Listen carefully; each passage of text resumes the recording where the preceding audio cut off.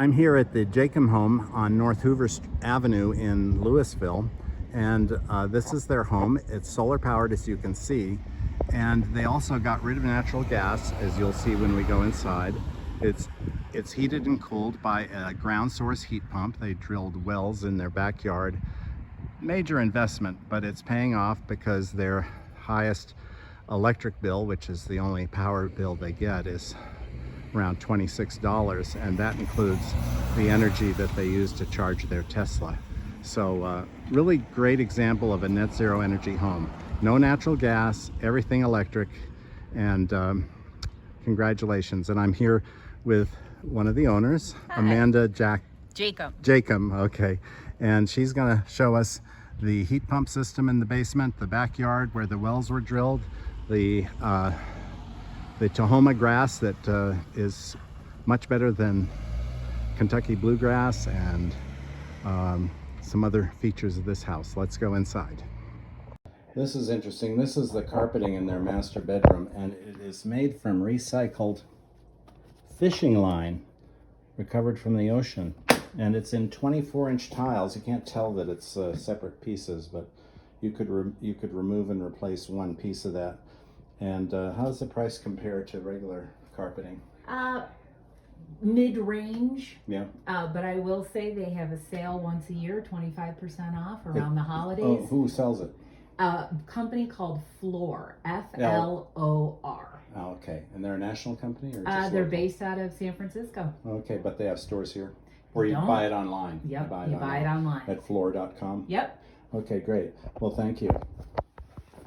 In the backyard, I want to show you a couple things. One is this pergola. Normally you see pergolas with vertical slats. This one is at an angle based on the GPS location and the angle of the house and where the sun rises and where they want to be shaded. But this is nice. It's 2 o'clock in the afternoon and it's nicely shading their yard. Well, actually, sorry, the house is shading the yard. Here's what the pergola is doing over here. So it's not completely shading it, but until about noon, it probably was shading it very nicely, right? Now this grass, they replaced their Kentucky bluegrass with this. It's called what? Tahoma? Tahoma 31. Yeah, and this is what a blade of grass looks like. Isn't that interesting? It's not just a single blade, it's like a little tree of grass. And it grows very slowly and uses very little water. You said you water it how often? Now we haven't watered it in a couple of weeks. It uses between 75 and 50% less water depending on the weather. Yeah. Another great feature is we mow it only about once a month.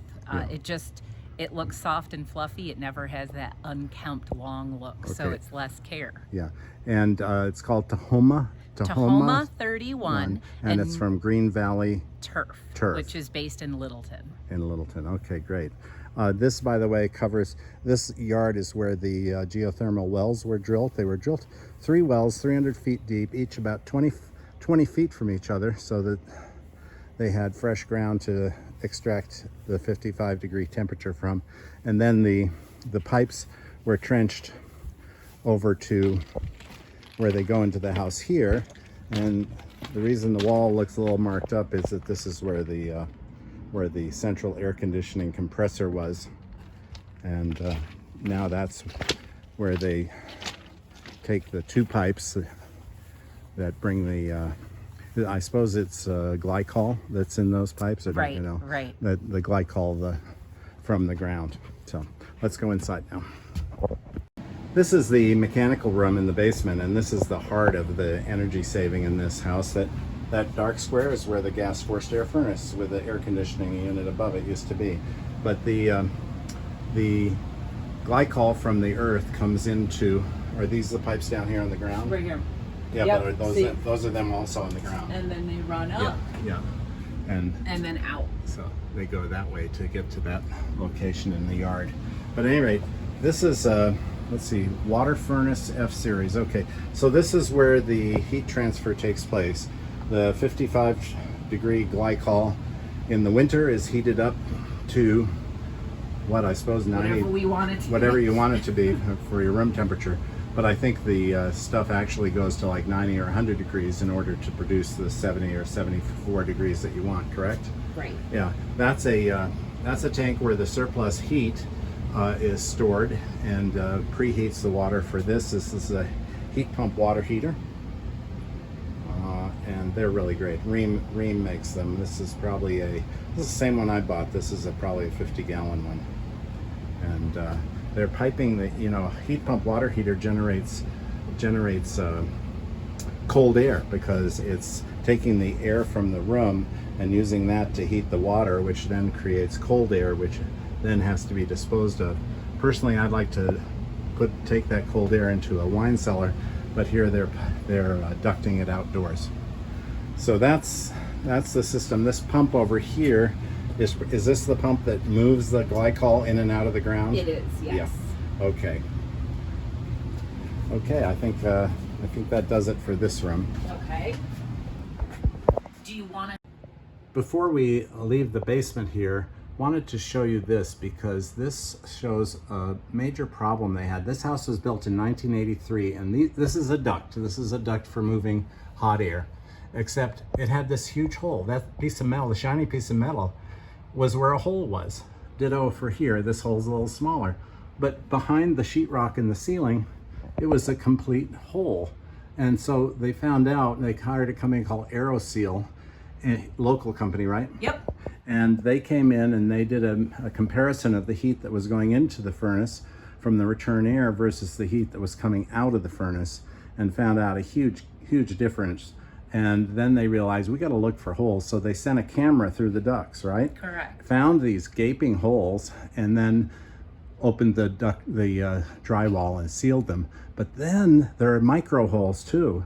And they went in and pushed a water-soluble sealant through all the ducts, which sealed all the little holes. Isn't that interesting? These holes are not related to that. Right. This is where the pipes, those are the two glycol pipes from the ground source heat pump, and so these holes were created to run the pipe through the ceiling over from the outdoors where I'll show you. Okay, great. So that I think does. You want to do the garage or no? Oh yeah, well, yeah, I can show them. It's not very sexy, but I can show them the plug for the Tesla and make the point that you don't need to use a wall connector. So in the garage, this is their Tesla Model Y, and they installed a 240 volt outlet. Every Tesla comes with this cable, and it comes with a 110 volt outlet. This is the end that goes into here, into the car underneath this reflector. Right there. Yeah. Probably won't open because I don't have. Oh. Yep, there it is. Yeah, so that's how it's charged. But it comes, I think, with just the 110 volt head, right? Right. But for $50, you can buy the 240 head, and you do not buy the Tesla wall connector because all you need is a 240 volt outlet and that 240 volt head that looks like this. Okay.